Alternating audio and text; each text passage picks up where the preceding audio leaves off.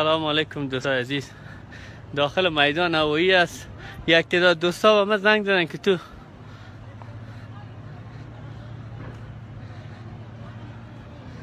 چبلقای مردم که مانده. این حالت میدان است. هیچ کس نیست، مردم سراسیمه است، همگی داخل میشه. شما از این طرف طالب میزنه و میدونه، از این طرف هم امریکایی ها. دیگه دقیق معلوم نیست. این شما مشاهده میکنید که وضعیت از چی قراره. هموطنای ما در چی یک وضعیت است. بوت چبلق زنای مردم که اینجا مانده.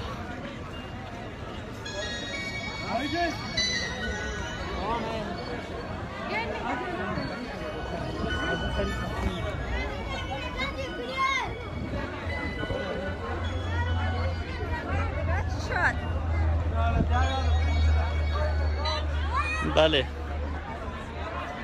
میشم داخل میدان هستم. داخل میدان هستم. مردم میرن، مردم در حالت رفتن هستن، همگی دارن فرار میکنن. معلوم نیست اون سعی کن لایو هستم. لایو حبیبی چی گپ است؟ فایر است که هیچ پرسان نگه. از این طرف طالب میزنه، از این طرف امریکایی میزنه. مردم سراسیمه است. اینمی مردم که میبینی کلش تو هم لایف حبیبی در لایف کل گپ است.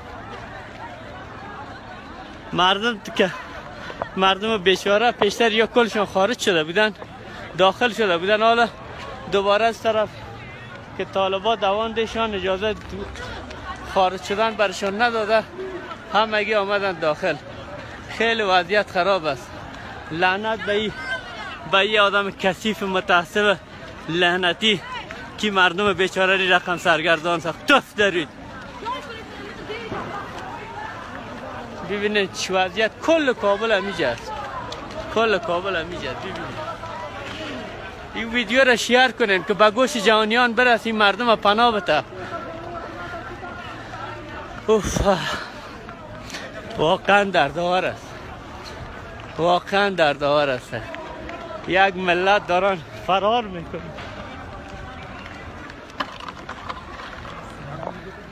بر من خیلی دردآور است این موضوع. خیلی دردآور است. ببینن که یک ملت داره فرار میکنه و معلوم هم نیست که یا به کجا میرن، کی بیچاره را پناه میده. یک ملت داره فرار میکنه و عکس مارشال صاحبم اونجا نصب است. شاید مردم دوای نیک دقش کنن که با سیاست های غلطش مردم بیچاره را قدر آواره ساخت.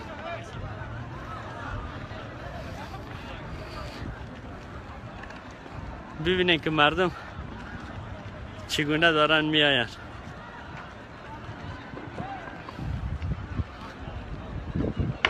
کل کابل تخلیه شده. کل کابل در میدان هوایی بین المللی کابل است. شلیک هم از هر طرف شلیک میشه. یک تعداد مردم از داخل میدان دارن فرار میکنن.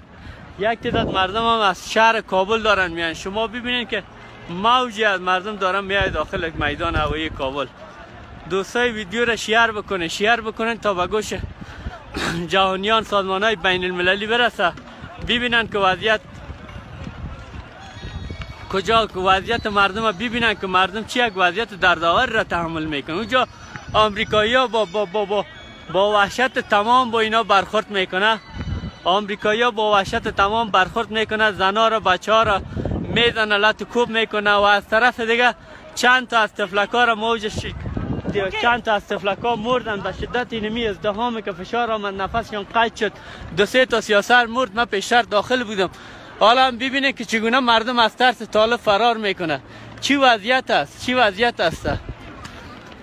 چی باید بگویم؟ نمیفهم. هیچ تعریف نداره این وحشت. این وحشت هیچ تعریف نداره. گویا قیامت است. مردم دارن از محشر فرار میکنن. مردم دارن از جهنم فرار میکنن.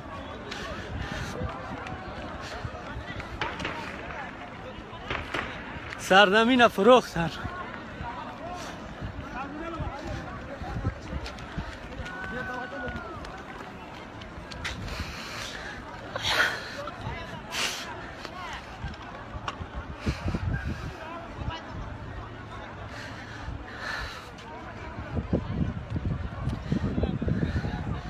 کابل زیبا رو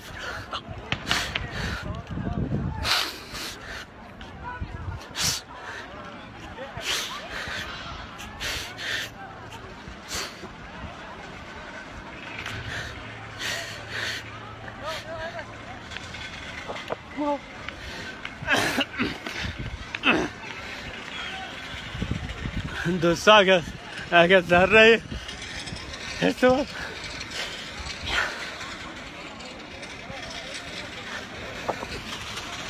یکی از بازیگرای سینما اگر ذره از وطن دوستی در وجود کس باشه عشق خدا گرفتن هم ایتالا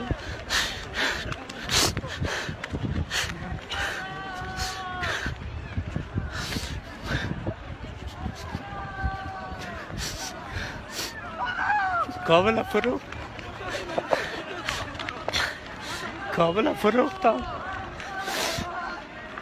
مردم ها به عزت ساختن خدا لعنتتون کنه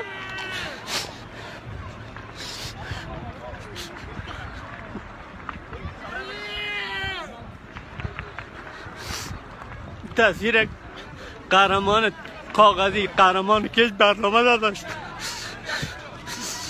قهرمانی که اهداف امریکا رو داشته تحقق بخشید توف میکنه توف برید کرده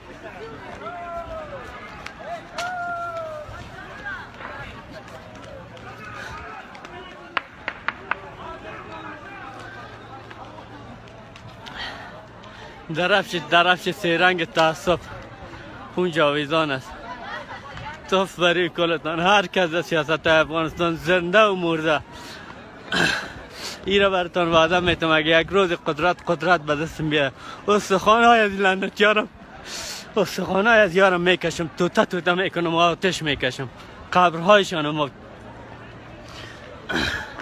از قبرهایشان بازخواست میکنم ببینیم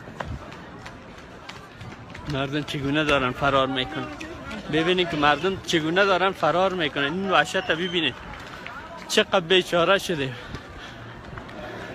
چقدر بیعزت شد این ملت این مردم چقدر بیعزت شد کجاست همون غنی کثیفی که داد از غیرت افغانی میزد کجاست بیا غیرت نشان بده بیناموس